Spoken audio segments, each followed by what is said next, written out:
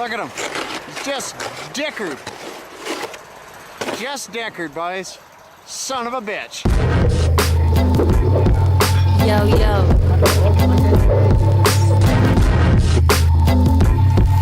Class A, and macro. Not connected, not elected to participate. Bouncing down the stems will make your head hurt. Enjoy the takes. Says her whose head burns from hearing Hey everybody, welcome back to Take Her Wide. This is episode 228. First of all, I need to say thanks to everybody who ordered a shirt. Super excited to have shirts for the podcast. It's fucking dope to think of people wearing it out in the world. It's kind of similar to like when your band sells shirts and then you see someone actually wearing it. It's like, oh wow, shit, you actually like the band enough to wear it. So same sort of excitement with these shirts and seeing them out there. So yeah, if you haven't ordered it yet, you can just go to takerwide.bigcartel.com or just go to takerwide.com and click on merch and it'll send you there. It was designed by Shawnee Wormzilla out in Montreal, printed by Ironclad Graphics, and it looks great. Super stoked to have them. So if you haven't grabbed them, go grab them. So let me just jump to the sponsors. I could just jump right into Ironclad. They're back. They are a custom screen printing shop in Kingston who specialize in apparel printing. If you're a band, a business, record label, tattoo shop, craft brewery, podcast, they can provide high quality service. Their merch that they could do is like hats and hats and patches and tote bags and LP inserts and et cetera, et cetera. I've been working with these guys for a long time. Sabs, Grabert, all the bands. Even though it is in Kingston, he's still competitive with his pricing. I still go through him, even though I know there's things that are closer. But just go to ironcladgraphics.com. Check it out and order through them. Maybe mention that you heard of them through the show. Ironcladgraphics.com. Next, we have Heartbeat Hot Sauce. Heartbeat Hot Sauce is a hot sauce company from Thunder Bay. I had Al on episode 221. He kind of runs that with his partner. The peppers are fermented using traditional methods before being cooked with a few simple, high quality ingredients. There's no water added, thickening agents added, or chemical preservatives of any kind, and the sauce is super natural. They're currently on season 6 of Hot Ones. If you don't know what that is, just YouTube Hot Ones. I know they have a new blueberry hot sauce out, I think. The red habanero, I feel, is their flagship. It's delicious. And they're fucking crushing it. They're killing it. They're available in stores all over the fucking continent and in the States too. To get more familiar, just go to heartbeathotsauce.com and peruse and browse and see what they have there. And also, if you use promo code TakerWide5, you'll save 5% off your cart, which is great because shipping sucks. And if you go on it with some friends, you will save some cash. So yeah, all love to heartbeathotsauce.com. Next, we have DFA Tattoos. DFA Tattoos is a collective of driven and skilled artists with the goal of creating the best tattoos. From large-scale work to quick walk-ins, they believe that every tattoo is important. They work with a variety of styles, from bold, traditional to photorealism, portraits. They have an artist to suit all of your projects. It's a great little spot. That's Shawnee in Montreal. They are at 328 St. Catherine Est. Angus is there, Melissa. Just go to dfatattoos.com and you can see the work. You can see mostly just that, but it's a really good shop for sure. I've seen them grow and grow and grow, which is obviously a sign of quality. And if you're looking for a place in Montreal, go hit them up. Go find them and say hi and say I heard of you through the podcast. And I absolutely vouch for them. Fucking super talented artists, and it's cool. They run it themselves, it's their shop. So go to dfatattoos.com and check that out. Next, we have Kevin Regal of Hefner Toyota. He is at 3121 King Street East in Kitchener. Kevin's an old friend, really old friend. I just hung out with him for his kid's birthday this weekend, and he supports me. He supports the DIY ethic. He is a great fucking man, a great friend. real inspiration just in how he runs his shit, and he's down to help. So if you guys are in the market for a new vehicle, go see Kevin. Mention the show, you'll get special pricing on new vehicles. They do have used stuff there too, I believe, but I don't know. Just you could Facebook search for Kevin Rigo of Hefner Toyota and find out more information. But yeah, if you're thinking about it, fucking go talk to Rigo and just talk to him about some questions. He's knowledgeable. He knows what he's talking about, and I trust him. So you can trust him too with your new vehicle purchase. Go to find him on Facebook. It's a long URL, so I just won't shout it out. What do we got here? Next, we have Dapper Beard Oil. Just a couple more here, guys. And Dapper Beard Oil isn't a beard oil company selling to people. They're a people company, which happen to make a damn good beard oil. It's 100% natural ingredients, ethically sourced. It helps hydrate and helps repair your beard. It's antibacterial. It reduces beard dandruff. They've seen press in GQ, Huffington Post, CBC, Ottawa Citizen, Herd Magazine, and they have the three types, the Gold Tusk, the Black Tusk number 2, and they have a scent free. Just go to dapperbeardoil.com and check it out. Take a look. Read up on it, and I've used it and I have it. It's really good stuff. It's also cool to support small business, right? It's my buddy Andrew running it. So if you use Take or Wide free ship, you'll get free shipping. Use that promo code and buy some beard oil. Support him for supporting me. Maybe buy it for a friend. Buy it for yourself. It's really cool. It's a really cool little project, and it's kind of like going to a show and supporting a band, buying his shit. You're supporting him. So go check it out. Go to dapperbeardoil.com. Last two here, we have Wellington Brewery. They provide the beers. They're Canada's oldest independently owned microbrewery from Guelph.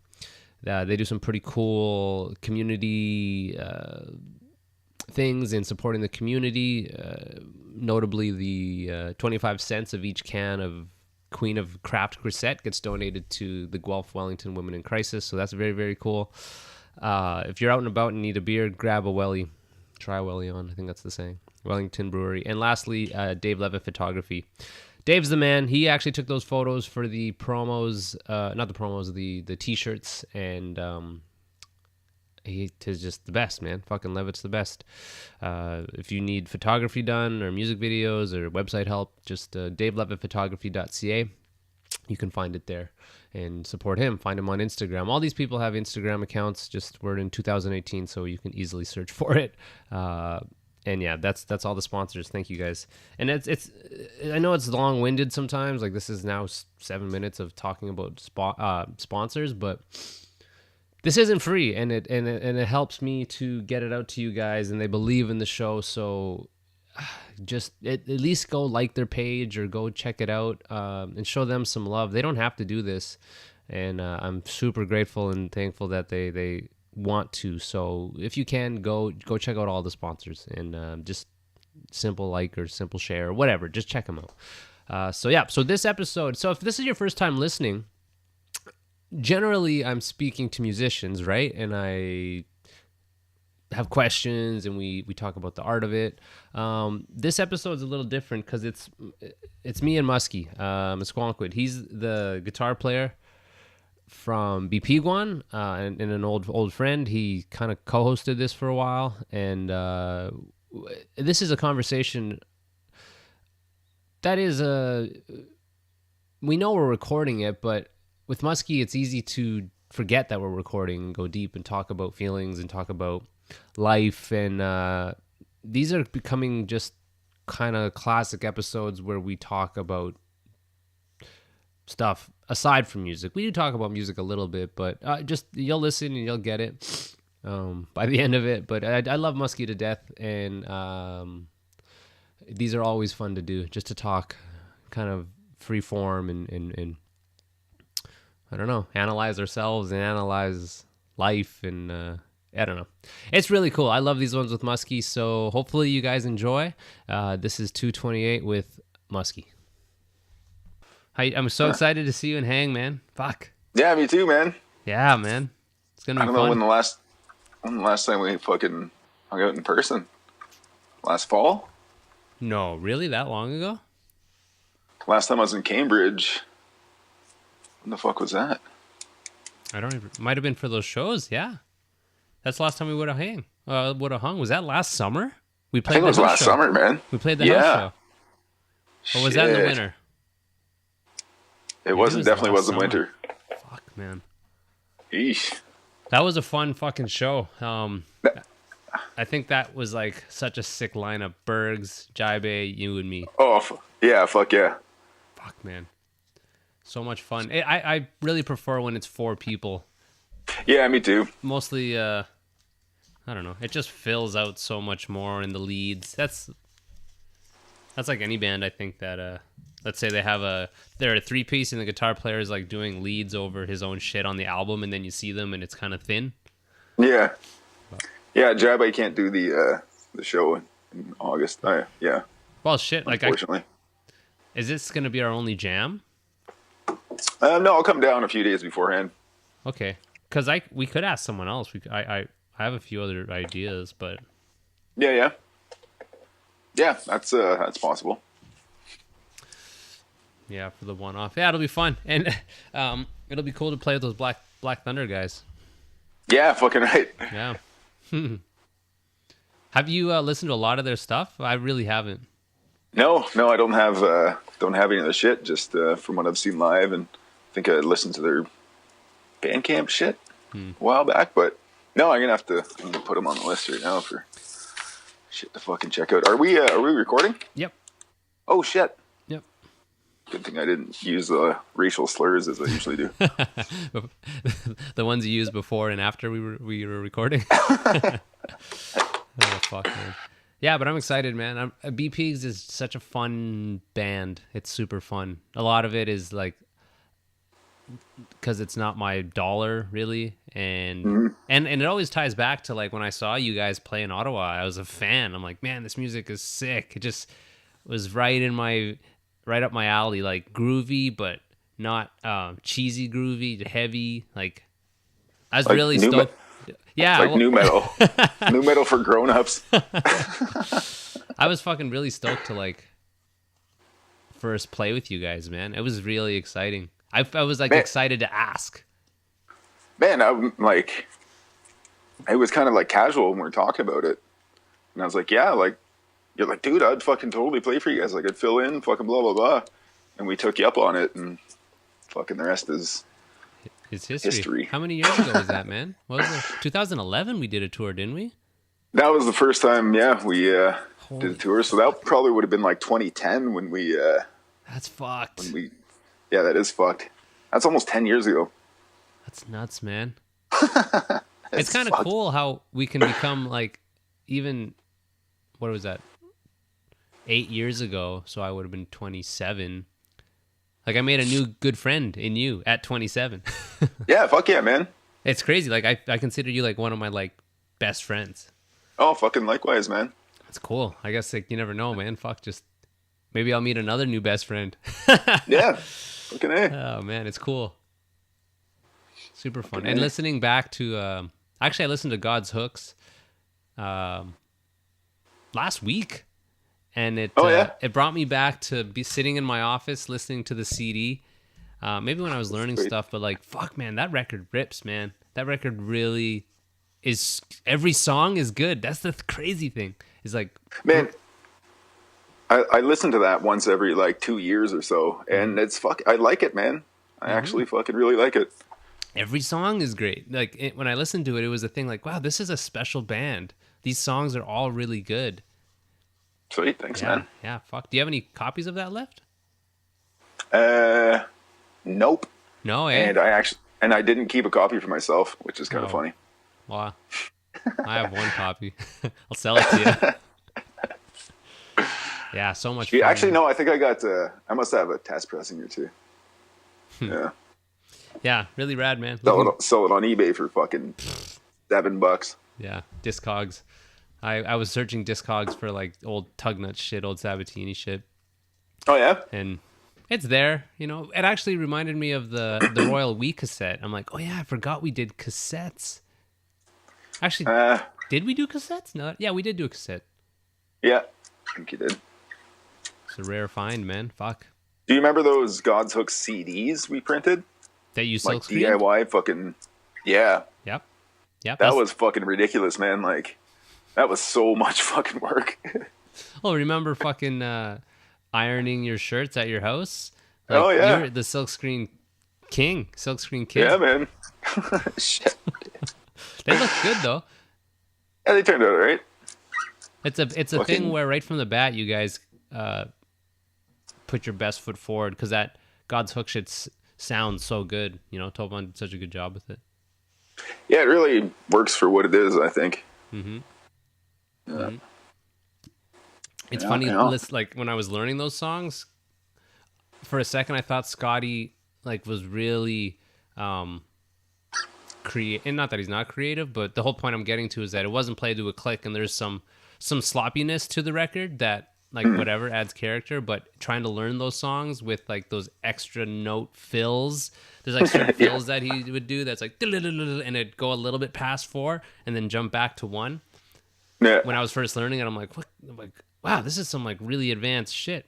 And then, yeah, I remember you saying like he had trouble playing to a click, and I think it was like, did you guys do that off the floor, or was it like, how did you guys record that? No, it wasn't off the floor. It was just, yeah, I don't know. We had played those songs quite a bit live and practiced and shit. That's just the way they turned out. Now, but recording it, was it like Scotty just played to like you playing guitar, or? Yeah, I think he just played the scratch tracks. Yeah, it's cool, man. It's I was listening back to the last episode I did with Dave O'Connor. And, Okay. and he's kind of like me, where he thinks about the future and he thinks about when you're dead and what you'll leave behind.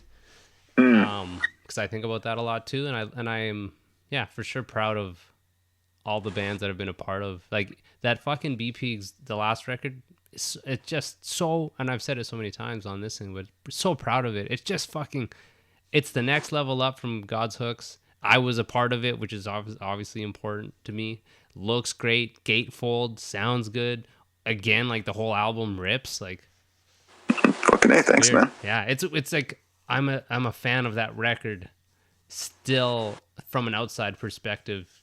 That like joining the band after the fact still kind of sticks. Like I can still listen to it and disassociate myself that like, oh, that's me on the drums. I can listen to it like as a fan, which is awesome, because that record is so good. Fucking right on, man. Mm-hmm. Thanks. It's all right. I'm never big on shit I do. But I like a couple tracks and shit. What's your favorite track on that one? Probably Man. Yeah, And that was, Shrives wrote most of that one. I think I like Descamisados the best. That one's the most fun to play. Yeah. I love playing that one. You play it fucking. We Fuck, I listened to, oh, sorry, go ahead. No, you go. I just don't want to talk about myself anymore. Listen, go. Yeah. This is about you're the guest, man. Shit. Oh, I'm the guest of honor. It's a shitty album. Just kidding. What the fuck was I? Oh no, I looked the podcast you did with James Farwell. Oh, word. Fucking last week. Yep. It's so good, man. Hey, thanks, man. It's fucking so good. I fucking love that dude. And you guys had like, yeah, that's a good chat. I felt like that one. It's interesting because I wonder if people listening know which ones I prep for and which ones I don't. But like the James one, I fucking really prepped. Like listened to a bunch of interviews and sat on it for a while. As far as like the questions I was going to ask, and I just don't want to waste that guy's time, right? I don't want to waste anyone's time, but I really, I look up to that guy for real, for sure. Me too, man. I tell him that too. He's a fucking inspirational dude. Yeah, He's fucking sweet. yeah. Like, It was fucking funny too, man. I laughed my ass off a fucking few times. oh, which parts do you remember? Fuck, I can't think of anything offhand. I can't. Just think of- shit he says, man. He's a funny dude. Yeah, shit. Fuck, we should fly those guys out here, do some gigs with them. Yeah, let's do it. Hit up some fucking some arts council money. Yeah, man. That's the only way to do shit. That's the only way to fucking afford to be a band. Yeah. Or do the Grubert method and fucking grind out the Southern Ontario circuit and make bank. It fucking is so great, man. Yeah, it's a. Yeah, we're doing well in that sense. And actually, we're like Sabs. We're gearing up for the record launch and all that shit. Like we got shit. the test pressing, And it's really funny. So when I hung out with Cross, right? Because we went through Yokai, he had a test press, and he's like, "Fuck, I've been listening to this like crazy." And he put it on, and I've listened to it a fucking million times too. But I've been listening to it on my iPod, and he's been listening to it on the test press. And his record player is fucked. It was playing it too fast. So he had this version of the album that's way quicker than it actually is. Like, yeah, I was like, man, this is not right. This is way too fast. He's like, awesome. Really? He was like kind of bummed, like, fuck. Mad at his record player. Yeah. But yeah, we're gearing up for some shows, and it'll be good. I'm actually going to see the guys next week. They're going to come down. Oh, sweet. Yeah, we're going to probably shoot a couple of videos and just hang and just fucking make some moves, make some ideas. Yeah, man, I'm going to be in Toronto like Wednesday to Sunday. If I got a fucking evening off, I'll come fucking hang, man. Oh, really? Holy shit, wow. Well, they're going to be here, quickly. It's like Thursday night I pick them up, and then Saturday at like 4 they leave. So it's quick in and out, yeah. Yeah, maybe I'll fucking crash a jam or something. That'd be sick, man. What are you fucking sipping on there? Oh, I'm sipping on some Wellington. I'm sipping on an Upside IPA. It's a strong. Oh, those are good. 6.8. Yeah, those are good shit. Yeah, it's really good, man. Yeah, Wellington's one of my favorites, man. They do some good beers. Yeah, I've been, obviously fortunate because I have their beers here. And also fortunate that there's such a variety. This sounds like such a plug, but like I'm not getting just one type of beer.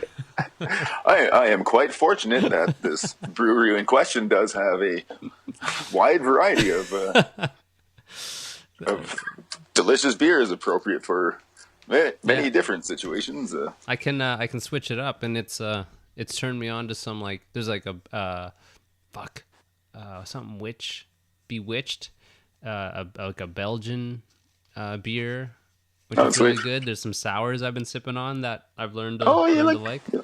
You like the sours, eh? I'm not a big fan, but hey. I'm not a huge fan, but I definitely hate them a lot less than the first sip I had to now. So it's really cool. Did you see the fucking t-shirts I got made? Yeah. Yeah, man. Flying off the shelves. Oh, shit. Would you sell like 2? 3. 3 as of recording this. That's fucking good, man. It's cool, man. Like online, people buy them online. Yeah. That's fucking big. Yeah, people don't buy shit online. Well, people don't buy shit like band merch or that kind of merch online. Podcast like sales merch are always fucking like podcast merch. Fuck, that's huge. It's that would translate to like a fucking selling 50 at a show. Like, I'll just I think about the idea of doing a live podcast, but I don't know. Like literally, the one you and Hibbs did was fucking good. Yeah, I'm 200th one or whatever. I'm planning another one because I have mad stock to give away. Like I got the hot sauce and shirts and shit. I got a Dapper beard oil thing. So I guess people listening like that. I want to do another live one where we do a giveaway and I give away all that shit and it's just timing it with Mark because I don't want to just be like it's tomorrow. I want to give it some head time, some leeway. But yeah, man, really fucking stoked on the shirts and like, yeah, this is such a fun thing to do, and also like taking it serious is fucking fun. Like if this could be my job, it's so fun to have your own shit. It's akin to when I was doing the hip hop stuff because it's like this is my thing. I choose whatever I want to do with it, and it's just me. So it's super fun. Imagine if like you could make it your job. If that was your fucking job. How fucking sweet that would be. That's the goal, man. I dream about that where I wake up, Bib goes to work, Tay goes to school. You know, I do some yoga, do some meditation. Do some yoga, smoke some weed. Sip on a coffee, and then just like, you know, prep for the next guest. Yeah. Just it'd be really fun, man. I have so much respect for parents and my parents and any sort of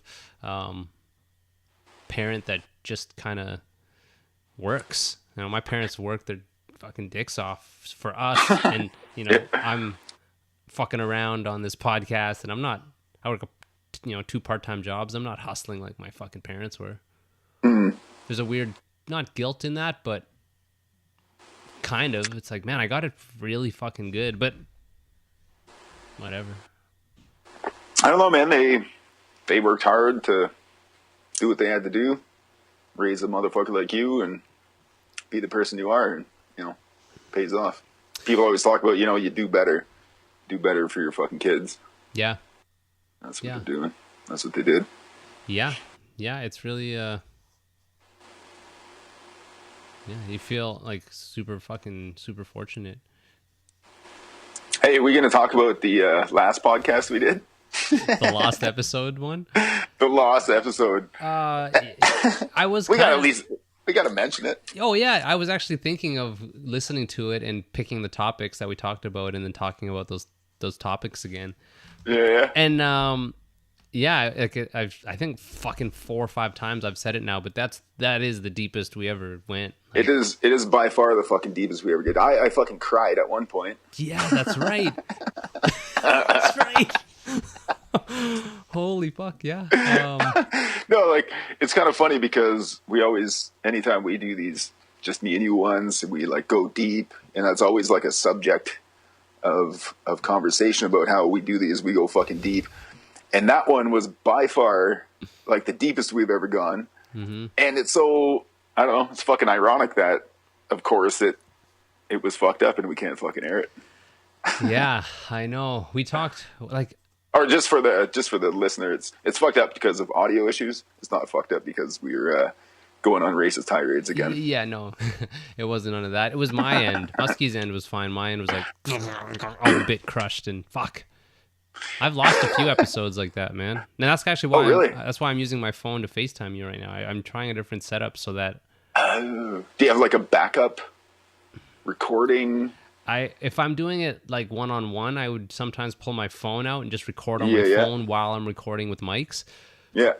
But yeah, no.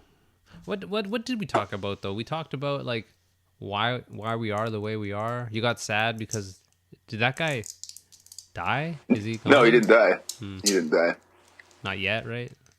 No. I haven't seen him actually because I was working in Minnesota. I got back like a week or two ago. I haven't been able to hang out with him. So I haven't seen him in a good month or two. Well, you might as well tell the story, yeah. Yeah, backstory for the listeners. So this guy, I go to this men's group at the Friendship Center. It's kind of like a support, not really a support group, just kind of a thing for like dudes to get together and like, I don't know, just, I guess it is kind of a support group, even though that sounds kind of weird. And, well, if you're not familiar, Friendship Centers, they're like, I don't know, like urban community centers in urban areas for Native people to, I don't know, access services or do cultural things and blah, blah, blah. So this men's group is like, yeah, this dude I know, he wanted to start this group for dudes because there's a lot of dudes with, who need some support, need some fucking help, and he asked me to help out with it. And initially I didn't really want to because like, I don't want to fucking, I don't know, just because I'm selfish and whatever. But I go and it's good. It's good to fucking like, I don't know, just hang out and fucking help each other out. So sorry, anyway. sorry, just for like, because I'm actually curious. Like, so is it you go and you just, how are you guys doing? Does anyone want to talk about something? We'll hang out. We'll have a meal, and we'll probably like do a little fucking smudge using like some medicines and shit, and kind of go around. Yeah, like, how you guys doing? Is there shit? Like, how's your week been? Fucking blah blah blah. The dude who runs it tries to do like some sort of weekly theme. We'll talk about a certain thing or whatever. But okay. Yeah, basically like, yeah. Okay. So this guy showed up. This white guy, and I only mention it because he's white, and Friendship Centers are open to everyone. It's not unusual to have like quote unquote white people around, but he's the kind of guy that I wouldn't expect to come to the Friendship Center because he's middle-aged white rural dude from like small town outside of Parry Sound. And I don't know, not to stereotype people, but this is definitely the last demographic we see of people who are interested in like First Nations people and culture and shit. So I kind of wondered about that. And I've met people many people actually, many white males in the past who are trying to do better because they were racist, because like they used to hold shitty ideals, and they try to like, you know, now they want to like make amends, or they want to like do better sort of deal. Mm-hmm. So I pegged this guy as like, okay, he was probably a racist dude. Now he's just trying to like make amends for it or whatever. Which was kind of shitty of me to stereotype the guy in the first place, but fucking whatever. Well, we're human. You're human. Everyone does it, so whatever. Yeah. Everyone stereotypes me like the fucking. Oh, side story. I went to a restaurant in town the other day to do some work, have some lunch, and there's this fucking group of people next to me, and this native guy walks by. The lady sitting in front of me checked on her purse, make sure she knew where her purse was. After a few minutes, she noticed me sitting behind her, and then she fucking took her purse off her chair and put it on her lap, and made sure she fucking held her purse. Just a fucking side note. Anyways, where was I about this fucking dude? Stereotyping people. Yeah. The lady was stereotyping you. Yeah. Or, I don't know. I'm not going to make any assumptions. It just looked like that. Yeah, okay. So anyways, so this guy, let's call him Bill, even though that's his real name, but I'm not going to give his last name. He's a fucking super cool guy. He's a really fucking nice guy. And so I kind of wondered, like, why is he here? Not saying that in like an uninviting way, but like, yeah, why is this guy who I wouldn't expect to be here? After a few weeks, he fucking told his story, and he's dying of cancer. He's fucking terminally ill. He's gonna die. There's no fucking hope. It's like, I don't know what kind of cancers he has. It's like he's on his way out, and you can tell like the way he's in pain all the fucking time. And it was the reason he wanted to come to the Friendship Center is because he met this. Well, he has like native friends. He met this family and these people up at this hunting lodge where he went with his wife like a year or two ago. It was on his bucket list, and he really like. I don't know, he just kind of felt like he wanted to like create relationships and make friends with native people because he's a settler here in Canada on native land. And basically in the end, he said he just wants to do better. And the thing he said to me that fucking like fucking killed me was that he said, I just want to leave this world a better person. Yeah, I just want to leave this world a better person. I want to fucking like do better, do good. Fuck, man. Mm-hmm. And goddamn, man, that just hits me hard. And I think I mentioned when we on the Lost podcast that I was away for a while. I got home, checked my messages, and there's a message from Bill. He's like, "Hey, Miskwaanakwad," and he makes sure to learn my name and pronounce it properly. He's like, "Hey, Miskwaanakwad, just letting you know I got my boat in the water. I know you like fishing. If you want to go out, just give me a shout anytime. Like, I'm not working, so anytime, let's just go fucking have a fish." And I fucking cried, man. Cried when I got that message. It's just like, holy fuck, man. Fuck, man. Just a super, super nice dude trying to be a good dude. It's a shame that good people suffer. Like, that's such a short circuit of the brain. Just like, oh, it's so unfair. Yeah, and I haven't met his wife. I talked to her on the phone when I called him one time, and she's this super nice fucking lady. And one thing he talked about when he was telling his story about being sick is just like, you know, love your fucking wife, love your family, love your fucking people. And it's just fucking heartbreaking.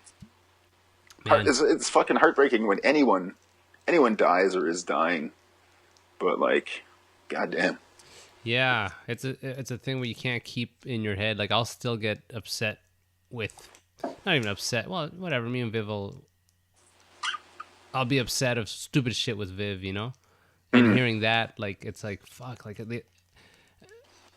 Viv's mom died, and her dad's still around, and I don't know what that's like to have your wife die, you know, or your husband. Ooh. Like, I think about that with Viv. Like, I'd be a mess. Like, I'm super sensitive, and like, I know I can overcome obstacles, but like, I feel like in my life I lean on people emotionally.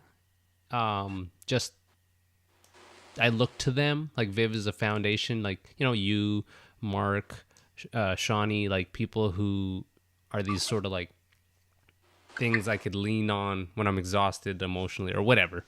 And losing her, like, I feel so lost.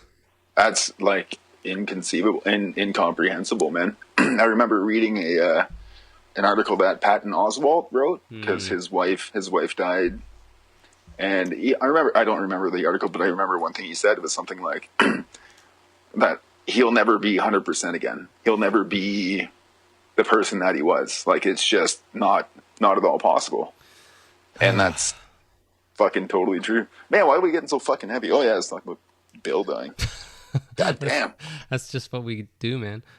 This is how it started in the last one. We just like, maybe this is just a purge, an emotional sort of like, this is what we do. We just get sad with each other. I guess that's what we fucking do, man. God damn. I last week, I fucking got, so my friend fucking, you saw my, Casey in the States, his little boy, had a brain tumor removed. I saw that. I don't know what the deal is. What happened? So his little guy was kind of sick, and they thought it was like a stomach bug, and they brought him in and did an MRI, and they had a fucking tumor, like, God damn, in his head, on his brain, in his brain. Fuck. So they removed it, and they got the biopsy or whatever it is when they check what it is, and it's cancerous. Oh, fuck. So, just like he posted, I was just, you know, scrolling Instagram, and I saw this like picture of him holding his kid, and like his kid with like tubes, and like just his kid all fucked up, you know, in the hospital. And like it's this like is a kid who's exactly the same age as Tay, it looks like. Yeah. And it tore me apart, man. Like, I can't imagine. Like, I don't know. You know, and then that's like me and Viv were in bed like crying because it's so sad. And I just instantly thought of, like, I do this a lot. I go worst case scenario. And I don't know why. I have a few ideas of why I do this, but I do it a lot. And even in this case, I went straight to just, like, I saw that, and then I got so sad because I thought of him fucking burying his kid, right? And, like, it was sad. And then the next day, it was just hanging over me. And even Viv was like, you know, I was thinking about the little boy all day, and how are you doing? I'm like, I'm okay, and I wasn't really, and I called Mark just driving home. I'm just like, man, like, what do you do when you're sad? And just, you know, he gave me some advice, but like, it was a sadness that I haven't felt, I don't know if ever, man. I was so sad. And that's not my kid, you know, it's my friend's kid who's a good guy, and it just seems so terrible. But like, it just crushed me, it crushed me so badly. And I honestly kind of have to distance myself from it a lot, because like, I'll just be sad. It's so goddamn sad. And fuck, man, like it was a thing of like, it's kind of like Bill. You know, he's a good guy, and like Casey, he's a great guy. Like, I don't know if you remember him. He's from Duluth. He was the to see the picture. We went for breakfast with them the next day. If you saw the picture, you would know exactly what I'm talking about. I don't remember going for breakfast with anyone in Duluth. Was that the tour I was on? Well, we played Duluth with you once, and I know he played. Okay, but I remember Laramie. That's the only person I remember from Duluth. Okay. Oh, okay. Well, maybe anyways, something different. Sorry. But yeah, just good people that are going through the worst shit. Yeah. And how do you just? That's the thing. Sadness exists. It's out there. Life isn't great all the time, and we complain, "Kife life, this and that," but like, that's not anything. That's puffing your chest up for me. To be like, I fucking kife life, like I can handle it, but no way. See an Instagram post of my buddy and his kid, and I'm fucked up. I've thought about this in the past like year or two, because in the past like 2 years, I've dealt with more loss than I have in the rest of my entire fucking life, and it's like, but this is what happens as you as you live, as you grow up, as you age, the longer you're alive, the more fucking loss you deal with. And it's just like, yeah. And it's just like, you end up having to deal with it. Because maybe as a kid or as a younger person, you don't deal with it because it's, maybe you don't know how. And in our society, I feel we're not, I don't know, we're not, I don't want to say not equipped to deal with loss, but maybe we're not, just the nature of our world, our fucking society. It's really fucked up, and maybe we don't deal with it well. But when you get as old as we are, you inevitably deal with fucking shitty, tough things and a lot of loss, a lot of death.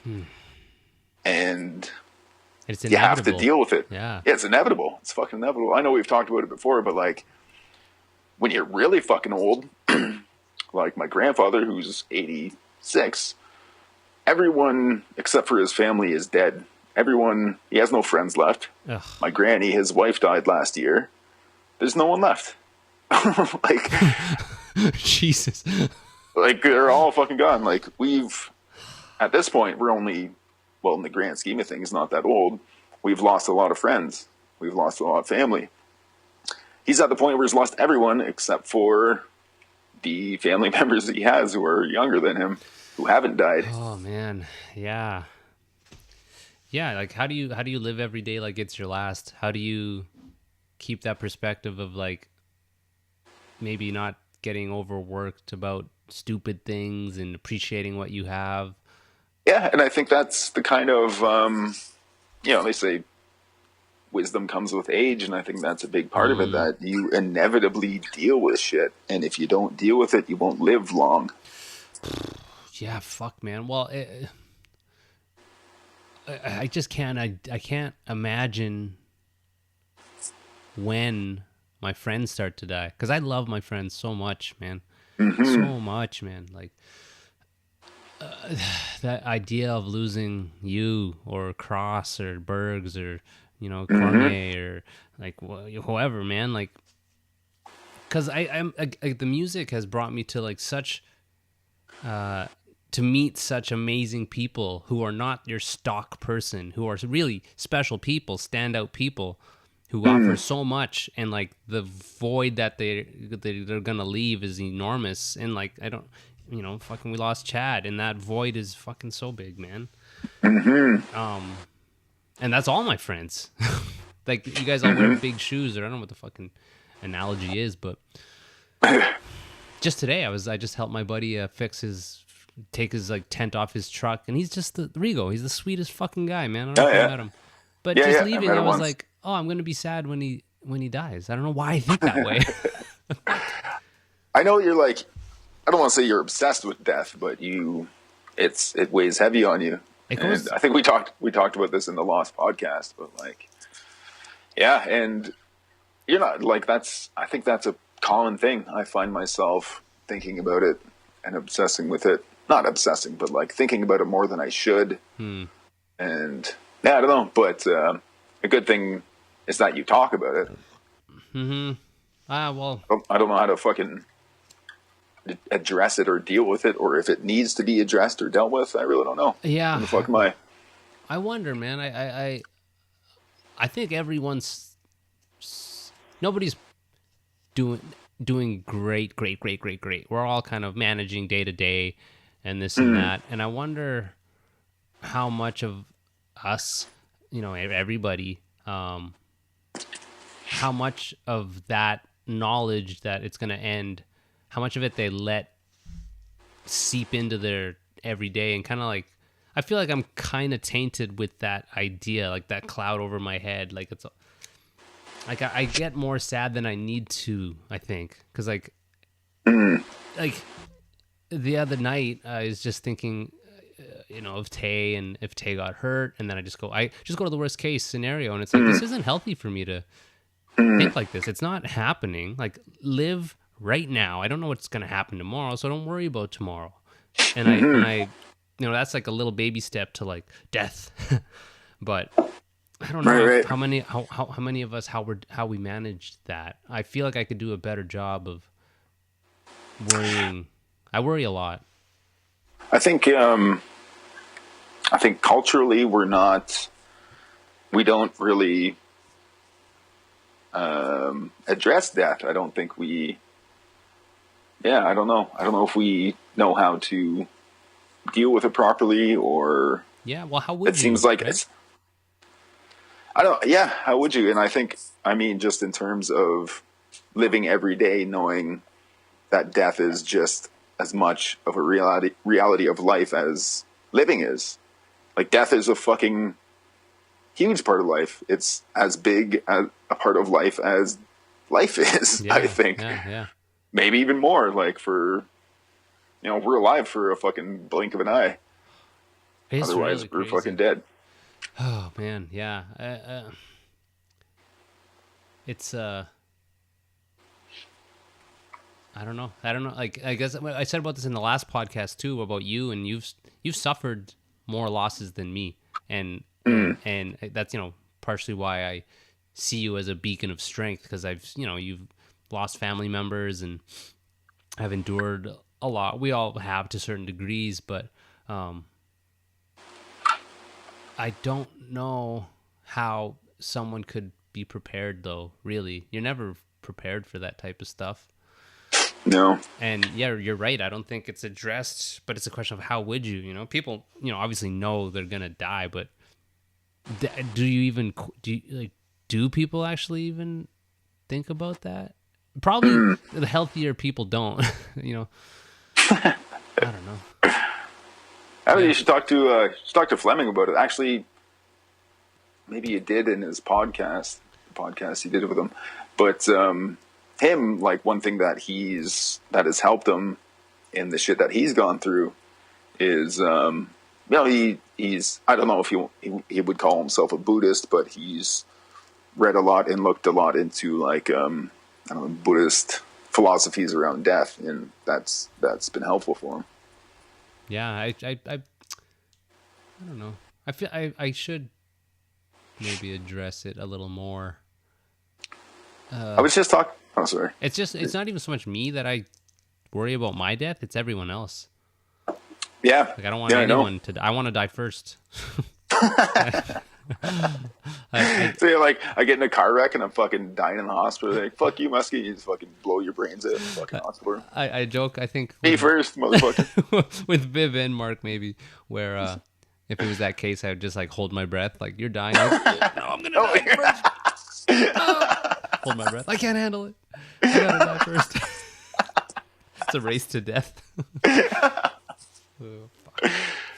Oh, fuck, that's good. Yeah. Oh man, I don't know. Yeah, death's fucked. Death is fucked. And I always wonder, like, what happens after? Because we're consciousness, right? And in these vessels, like, I'm controlling this through neurons, and I'm speaking to you. But, like, I wonder, man. I wonder afterwards what and if. Like, what do you think? I don't know, and there's no way to know. I would hope that there's something. I'd hope that, like, when I die, my being or spirit or whatever the fuck is, like, does something. Maybe, yeah. It's such a crazy idea. Like, what? Even the idea of self, like, we created that. Like, my self is defined by me, which is kind of a weird, like, that doesn't mean anything. What is an individual? What is self? Yeah, there's. What is self, yeah, man? fucking pass the bong, man. Sorry, I cut you off there. What What were you saying? There's fucking no way to know. I can't bank on anything. I can't fucking bank on shit, and none of us can. So that's why we have to. That's why we have to fucking live better. That's why we have to do better, because for all evidence that we know of and that we can see, this is all we have. So we shouldn't fuck around. Shouldn't fuck around with the time we got here. I think I played a version in my head of when you die, your essence, or, like, your individuality, or your soul, maybe it's called. Because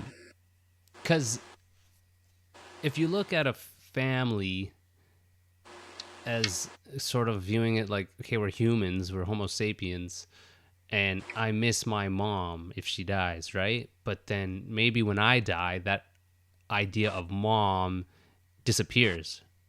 And if you're a self-conscious sort of thing in the afterlife, you won't have sadness for the people who are sad for you, because that won't be a thing. It's like, oh, this animal has emotions, whatever the fucking things that are firing in the brain, because they miss the other animal which happened to give birth to them. Like when I think about like in the McGee episode where he did ayahuasca, and he talked about kind of getting to a point of I might be fucking this up, but if anyone want to listen to it, it's just the last McGee episode. But I think he talked about realizing we're all vibrations or something, like getting to a point of being a vibration in the universe, like yeah, it's as insane as I might have used this before, but an iPhone to an ant's not going to understand the iPhone, and like the afterlife to us, we're just not going to understand it. Yeah, we want to believe in this because it gives us some sort of comfort that we will, I don't know, have something and like remember our people and our family and shit. But if there is something like this that you're talking about, or something that McGee alluded to, it's incomprehensible to us. And for myself, like traditional Ojibwe spirituality talks a lot about this sort of thing. And I don't know, for myself, I can't know anything. So I don't worry about it. I want this shit. I want to be this crazy fucking being after I die who can know things and not really exist, but exist in a way that is maybe close to the existence that we experience here on Earth. But man, what? I'm not even high. Like, what the fuck? We go deep both ways, man. We get fucking super sad and super fucking stoner talk.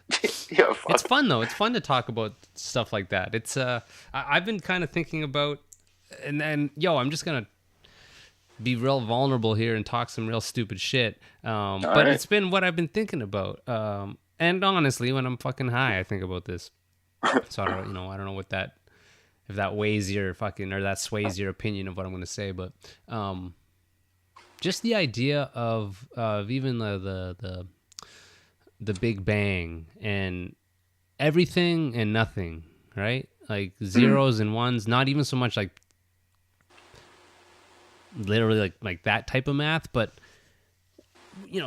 time, and we're here now, we're having this conversation, we're a little pinpoint on this thing of existence. But if there was ever nothing and now there's something, like that gap between nothing and something is enormous. Like 0 to 1, if you think of it like literally nothing, which is a thing we can't think about. Yeah, we can't even. To something. It's like, how does that happen?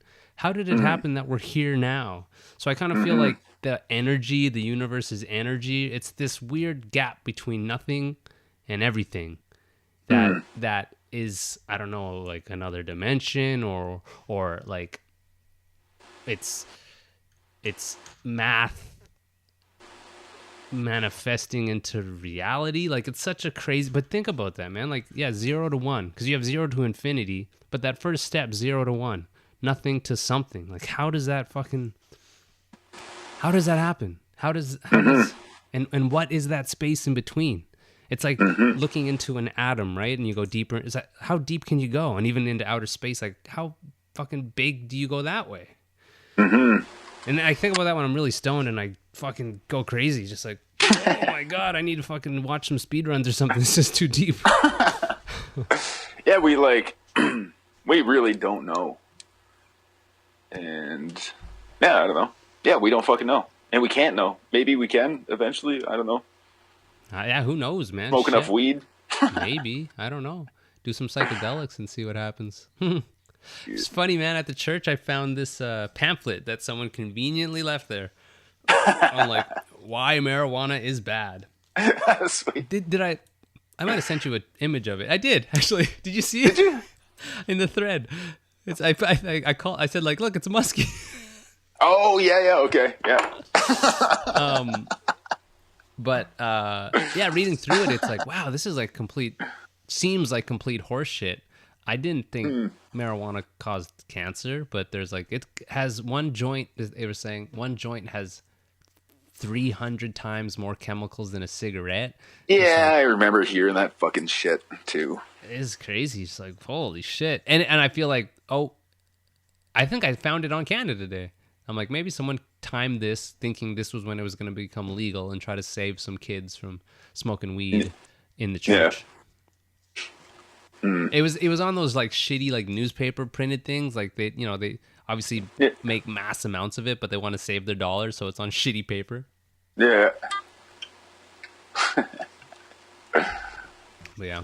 Hey, yo, and if that's too stoner talk for anyone listening, it is what it is. That's where I go. That's where I go when I get stoned and think about life and existence and why we are the way we are. But so, like, you think a lot about death and it worries you.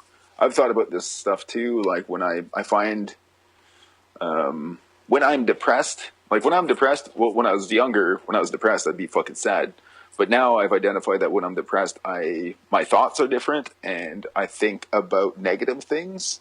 And so that's how I have found I can identify when shit might not be right with myself. So the last time this happened, I thought to myself, okay, how do I focus on positive things? What are positive things? And I think this goes hand in hand with the fact that growing up, being older, you deal with loss, people die, shitty things happen.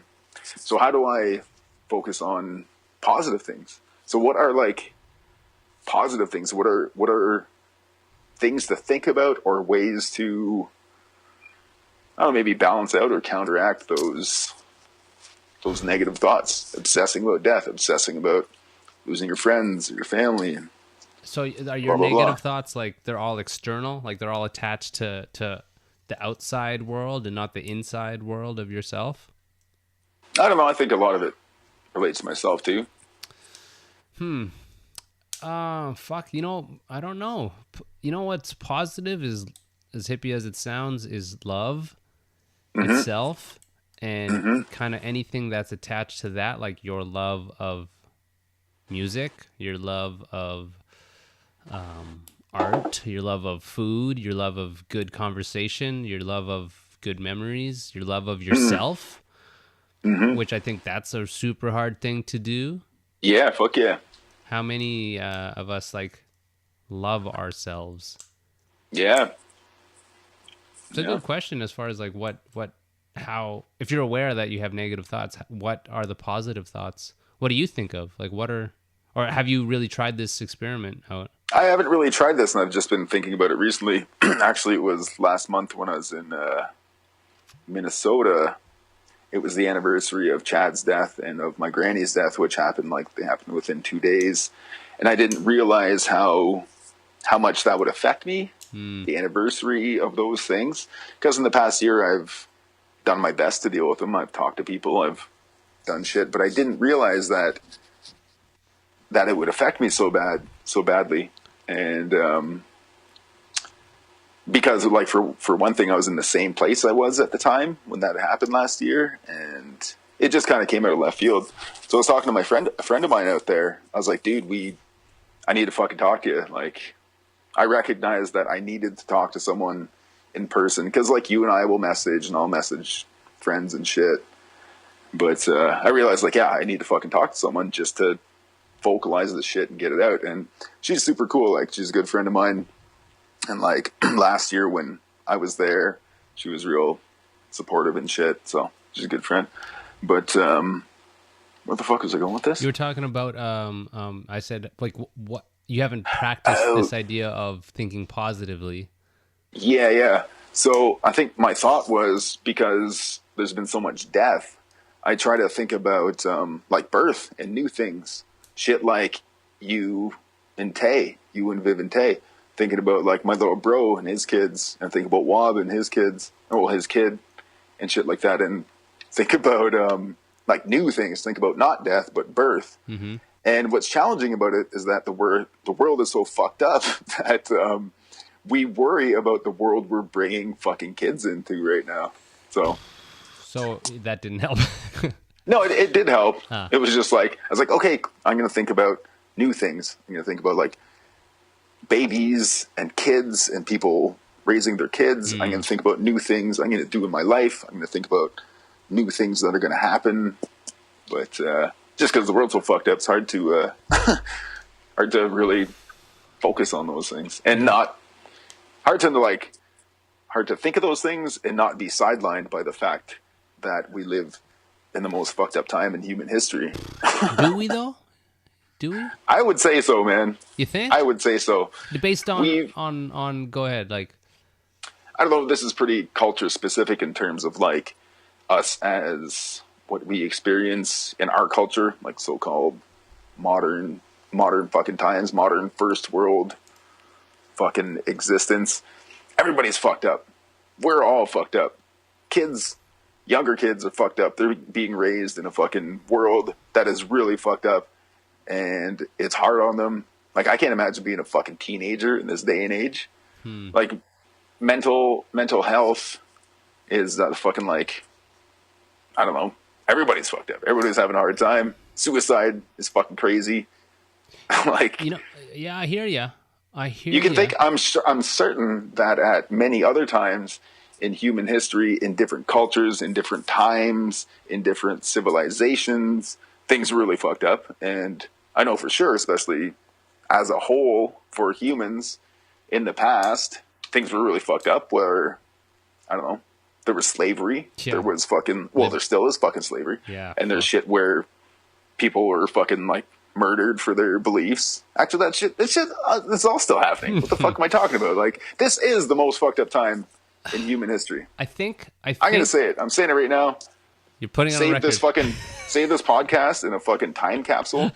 And like, yeah. I think that we're more exposed to everything now than we ever have been, and all of the garbage is what we read and what we hear. Now stats, I don't know like how stats are accumulated and what, like, let's say there is a stat for like suicides is never been higher. That's fucking terrible for sure. But I think that our connectivity and everyone having a voice, and I think, yeah, you're right that a lot of mental health people suffer from mental health issues, but I don't think there has ever been a time where it's been spoken about as much as it has been right now. I think that it's not a hot topic. Well, it is a hot topic, but everyone can talk about it. So maybe everyone has always been suffering through these things, but now, like, listen to us. We're two guys in our 30s talking about our feelings and talking about crying, and I feel like that's a sign of the times that's normal. And even at Tay's daycare, I see the rainbow flag up, and people are talking. I still feel that people are good on a whole, and people mean well. So it might be that, yes, it might be that right now things are super fucked, but I'd like to think that we can all help each other out to raise us up as a species and as a culture. And I don't know. It's a good question though. I don't know, man. I don't know. It's I don't know. I'm optimistic. It doesn't worry me when I think about Tay growing up. I hear people like, I don't want to bring a child into this fucked up world, and I don't really lose much energy on that thought. That's really good. I think I noticed that, and I know that about you, and that's fucking really good. Well, I'm glad that I can handle that, because there's a lot of other things I'll worry about. Just the other day, we were at a park, and Tay was like playing with some older kids, and one of the older kids took his toy gun and wouldn't give it back. And I was like, oh no, the real world is out there for Tay. Like, fuck. There's things that are still going to bother me, but I'm optimistic that Tay's going to be okay. Man, you know what? This just reminded me of one thing James said in that podcast he did with him, is about community and building community. The way our society is at this time is that there's no community. We're so separated from one another. We don't help each other out. We're like, how many like, we don't know our neighbors. Well, I do because of where I live, but like in a city and anywhere in other fucking places, people don't know their neighbors. You're only living in the same place out of out of circumstance, out of the fact that you just happen to find yourselves in the same place because you live in the same city or town for whatever reasons that you do. In the past, in human history, humans lived in communities, and because we had to, and that's I think that ties into the thing we were saying about like how things are all fucked up now. Like back then, there was a sense of community, and people dealt with things together. Life might have been harsh in certain ways, but you dealt with it together. These days, we deal with it alone.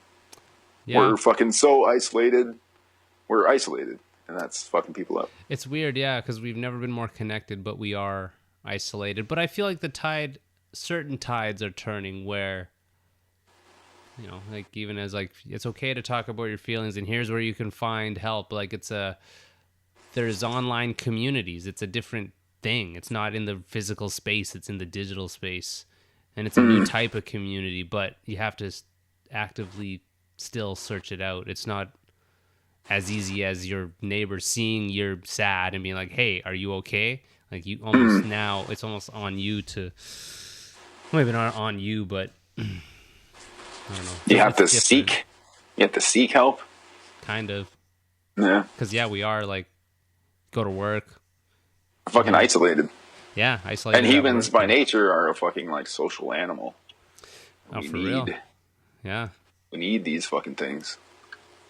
For real. Listen, man, I don't mean to chop it, but if I'm going to be honest, like Mark is throwing a show in Cambridge, and I want to go support because, I don't know. I want to go and make sure Mark's good and make sure the show is going well. And I told Mark I'd swing by.